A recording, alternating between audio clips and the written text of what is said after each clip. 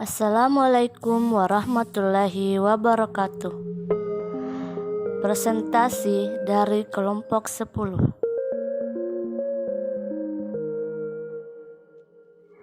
Mekanisme pasar Islam. Pertama, Islam dan sistem pasar. Pasar adalah sebagai suatu tempat terjadinya mekanisme pertukaran barang atau jasa oleh penjual dan pembeli untuk menetapkan harga, keseimbangan, serta jumlah yang diperdagangkan.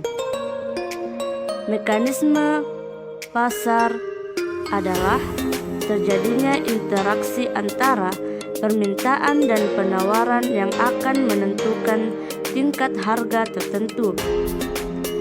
Dalam Islam, transaksi terjadi secara sukarela atau atas dasar suka sama suka serta dibungkus oleh frame syariah. Islam dan sistem pasar. Ibnu Taimiyah membatasi kebebasan pemerintah dalam menetapkan kebijakan intervensi pada 4 situasi dan kondisi sebagai berikut. Yang pertama, kebutuhan masyarakat atau hajat orang banyak akan sebuah komoditas. Kedua, kasus monopoli atau penimbunan. Ketiga, terjadinya pendistribusian pada suatu penjual saja. Keempat, para pedagang melakukan transaksi di antara mereka sendiri dengan harga di bawah harga pasar. Konsep mekanisme pasar dalam Islam. Yang pertama, ar-ridah, yakni segala transaksi yang dilakukan haruslah atas dasar kerelaan antar masing-masing pihak atau freedom contract. Hal ini sesuai dengan Quran Surah An-Nisa ayat 29 yang artinya, hai orang-orang yang beriman, janganlah kamu saling memakan harta sesamamu dengan jalan yang batil, kecuali dengan jalan perniagaan yang berlaku dengan suka sama suka di antara kamu, dan janganlah kamu membunuh dirimu, sesungguhnya Allah adalah Maha Penyayang kepadamu. Yang kedua ialah persaingan sehat atau fair competition. Mekanisme pasar akan terhambat bekerja jika terjadi penimbunan atau monopoli. Monopoli dapat diartikan setiap barang yang penahannya akan membahayakan konsumen atau orang banyak. Yang ketiga, kejujuran atau honesty. Kejujuran merupakan pilar yang sangat penting dalam Islam, sebab kejujuran adalah nama lain dari kebenaran itu sendiri. Islam melarang tegas melakukan kebohongan dan penipuan dalam bentuk apapun, sebab nilai kebenaran ini akan berdampak langsung kepada para pihak yang melakukan transaksi dalam dagangan dan masyarakat luas. Yang berikutnya ialah atau yang keempat, yaitu keterbukaan atau transparansi serta keadilan, justice.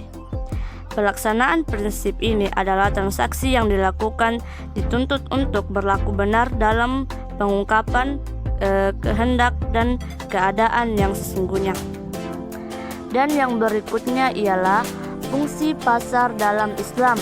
1. Mengokohkan pemahaman tolong-menolong antar negara Islam dalam hubungan perdagangan dan bisnis. Kedua, mengokohkan sistem perekonomian Islam dan mewujudkan keseimbangan dalam membina perekonomian antar negara Islam sehingga perekonomian negara Islam tetap stabil. Ketiga, memberikan modal dan mengembangkannya baik oleh negara Islam maupun swasta, bank Islam, dan para pengusaha dan komponen masyarakat sehingga para pengusaha dan bisnismen ikut serta dalam mengembangkan perekonomian bangsa dalam penanaman modal dengan menggunakan sistem perdagangan mudarabah dan murabaha. Keempat, menggerakkan seluruh sarana perekonomian dengan cermat dan bijaksana sehingga dapat mengatasi berbagai macam malapetaka yang mengakibatkan krisis ekonomi. Kelima, mengembalikan pengembangan modal luar negara Islam ke dalam kedaulatan dan tanah air Islam. Keenam, menguatkan pemberdayaan bank Islam dan perusahaan di seluruh negara Islam sehingga dapat melahirkan dan mengembangkan bank Islam secara intensif. Ketujuh, mengfungsikan pasar sebagai sarana kebebasan dalam meningkatkan produksi dan mengembangkan modal di dunia perdagangan dan bisnis lainnya antar negara Islam dan lainnya. 8. Mengarahkan dan memperhatikan produksi pasar, karena Islam mengharamkan seluruh bentuk perdagangan yang mengandung riba dan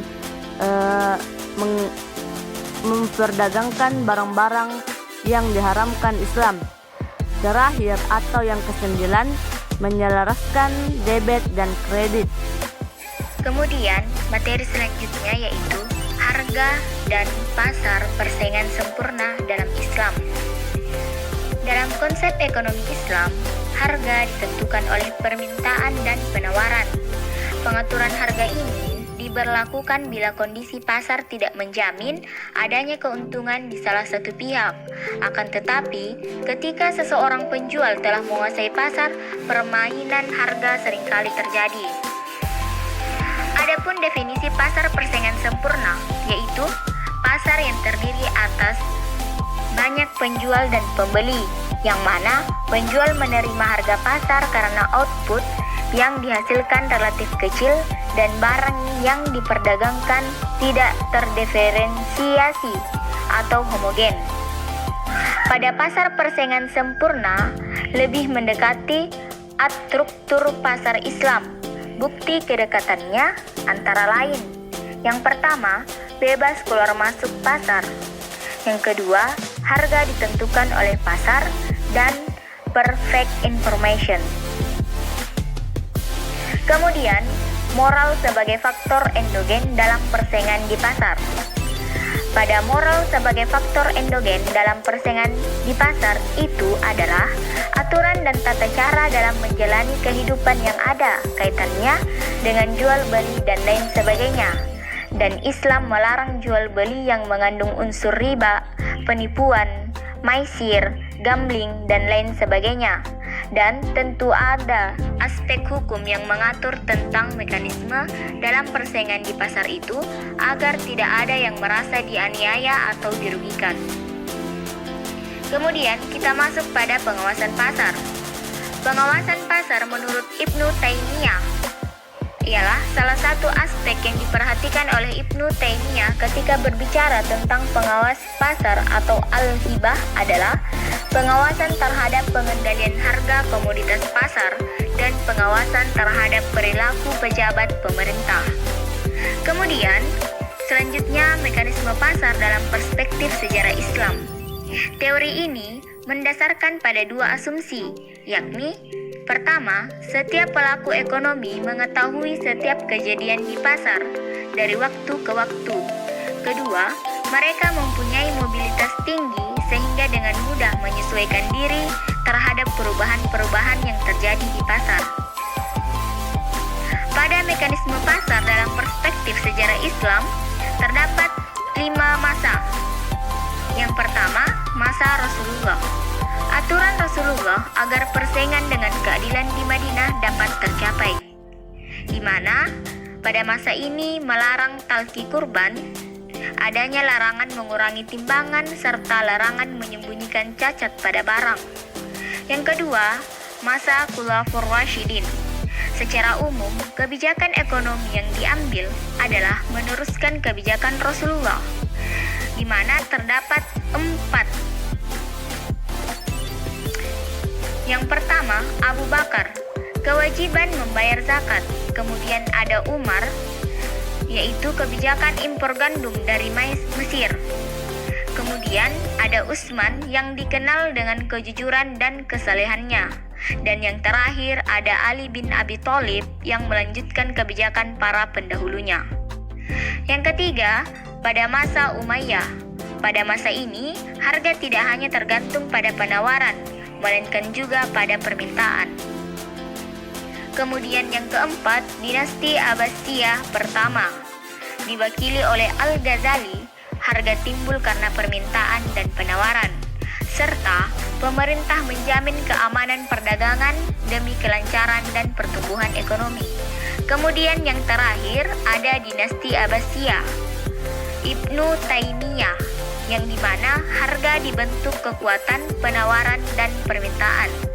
Dan kenaikan harga terjadi pada penurunan penawaran akibat inefisiensi produksi, penurunan impor, atau tekanan pasar.